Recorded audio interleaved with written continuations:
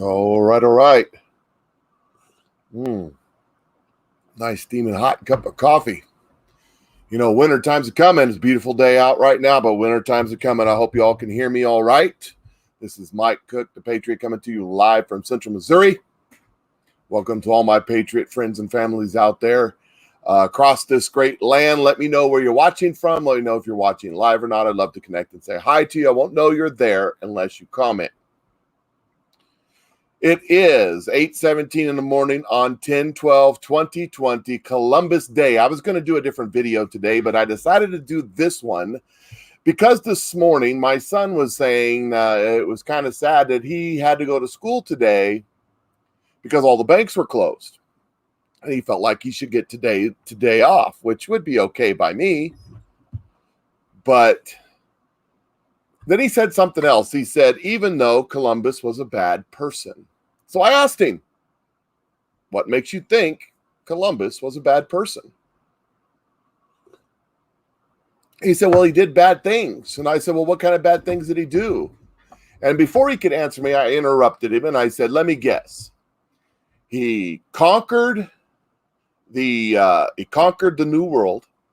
He raped, pillaged, and murdered and killed all of the Native Americans with his bare hands and smallpox. And then my son said, yeah, something like that. So I gave my son a brief history lesson on who Columbus was and why Columbus discovered America. Yes, I know, but Mike, I watched on the History Channel that the Vikings may have been here first. That may be true. There is evidence that the Vikings wound up on the east coast of the United States and Canada hundreds of years before Columbus. But they didn't do anything with it. Really, it took until Columbus' time to have the technical know-how and the funds, because it cost a lot of money, to travel in mass and bring great migrations of people to the New World to do something with it. So, let's go back. It's 1492 when Columbus sailed the ocean blue. Let's go back and let's see who Christopher Columbus was. First of all, Christopher Columbus was not British, which is what my son was taught in school. Or maybe he just assumed it. I don't know. I asked him, and that's what he said. I said, no, he wasn't. The British did not fund or pay for his expedition. In fact, they turned it down. So did the French and the Italians. It was the Spanish queen and king who paid for Christopher Columbus to come to America. See, it cost a lot of money to pay for the ships, to pay for the supplies, pay for the men. There's a lot of money. And really, they weren't coming to America. They were going to India. You see, Christopher Columbus was an Italian, and as an Italian, he was a Catholic. And of course, the Queen of Spain at the time was a good Catholic. Well, maybe not good, but was a Catholic. The Queen of Spain at the time, everybody goes, Inquisition, Inquisition, murdering Christians and Jews. Yes, but what they were really after wasn't the Christians and Jews. What they really after was the Muslims. So I'm gonna digress a little bit. I'm gonna back up a little bit here, and I'm gonna give you a history lesson. Here's a screenshot of the maximum of the Muslim empires, starting about 400, 500, 600 AD. There's a little scale right down there on the side. You can see where it kind of spread. If you'll notice in the top left-hand corner that Spain is pink. Spain was conquered by the Muslims, by the Muslim raiding hordes at the time of the Crusades, those crusaders, those Christian evil crusaders that were just trying to win Spain back and, try to win Jerusalem back for Christendom, whatever. I'm not going to argue the goods or bads of that today. That's another video. But if you look right there, Spain was conquered. The Queen of Spain won Spain back by kicking the hordes of Muslims out across down to Africa. While the Muslims were there, they invaded France repeatedly. Their biggest thing that they were looking for, their biggest prize that they were looking for, was blue-eyed, blonde-haired, white women that they could take and sell as sex slaves. This has been going on a long time. But that's why they were in Europe. They wanted to conquer Europe, turn it all Muslim, introduce Sharia law, and spread their ideas and beliefs. Here's another screenshot. This is also of the same time frame.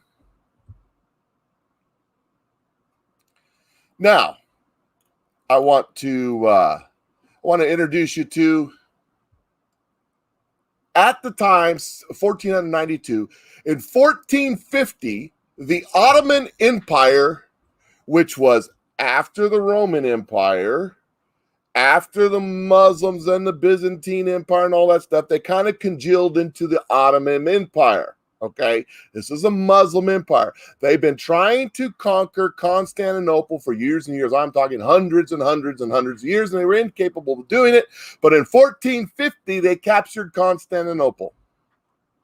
1450, 1492. 42 years later, Columbus sailed the ocean blue. So why was Columbus trying to get to India by circumnavigating the globe? Wouldn't it be easier just to hook up your horse and buggy and your supply wagon and walk to India? I mean, it's not that far of a stretch. It's just, a couple thousand miles on land. You don't have to worry about sinking. You don't have to worry about dying of scurvy. You don't have to worry about all the storms and the travails of traveling in the open ocean, which really was very dangerous at the time. And you didn't have to worry about falling off the end of a flat earth, which was one of the leading ideas at the time. So why would Christopher Columbus try to get to India by circumnavigating the globe? Well, as I stated, the Ottoman Empire conquered Constantinople, and there was no reasonable passage without going through Muslim lands where you either risked ventilating your neck from about here up, ventilating your neck from about here up, or had to pay a heavy tax that made it not profitable. You see, the spice trade of the Orient went through India, and it was very, very, very wealthy trade. And Europe wanted to keep that connection because there's a lot of money there.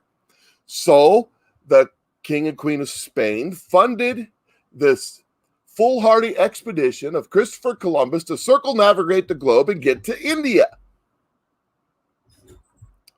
Here is his trips. He did not know that there was a continent in the way. He did read in the Bible that the earth was round. That's where he got his idea. And he thought he could go ahead and just made sense. If you just headed west, eventually you'd wind up in the east. If it was round, it would just continue to go around and around and around, right?